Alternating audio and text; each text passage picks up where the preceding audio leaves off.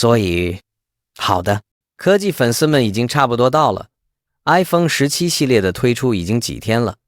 说实话，每年当 Apple 的新系列下降，大家最先问的问题并不是关于相机或芯片，而是价格。特别是现在，当竞争代表机如 Galaxy S25 Ultra 悄悄地增加价格，跨越了多个地区的痛苦，$1300。Samsung 最新的 Ultra 价格更高，所以自然而然，所有的眼睛都盯着 Apple。他们会跟随同一条路，并推动 iPhone 价格飙升吗？最新的报告显然说不是。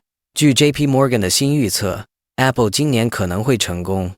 是的，您听到了，尽管有许多评论关于跨线登录研究表明，大多数 iPhone 17模型可以在接近同价格的 iPhone 16的对手上市。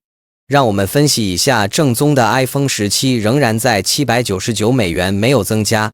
全新的 iPhone 17 Air Apple 的替换，对于 Plus 模型来说，这个预计在$899，或许在$949，取决于存储和薄身工程。但毫无出乎意料， iPhone 17 Pro 这个系列的工作人员是我们看到的唯一真正的变化。$199书上来说，那是$100多的大跌，但在你愤怒之前，这里有个例子，因为这个增长来自 256GB 的更高的基础储存，比起去年 iPhone 16 Pro， 这让你付$999，付 128GB 或者付$1。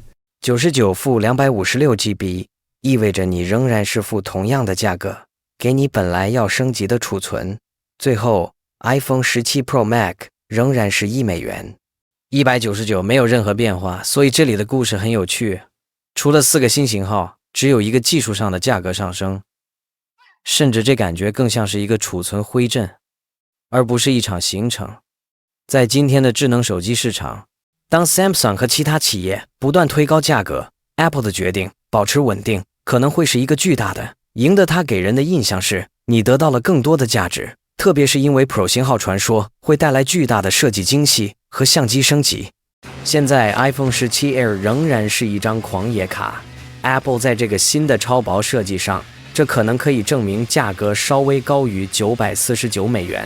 最后 Apple 的即将推出的 iPhone 17系列可能只是我们看过的1年来最稳定的价格策略，没有贴纸灰阵，没有狂野跳动，只是聪明地调整这些东西，让 Pro 型号看起来公平，同时保持进出模式可供使用。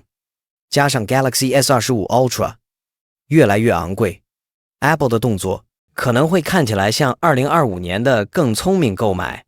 那么你们对于 iPhone 17系列的设计有什么看法？请在下方留言告诉我，而我会在下一个视频中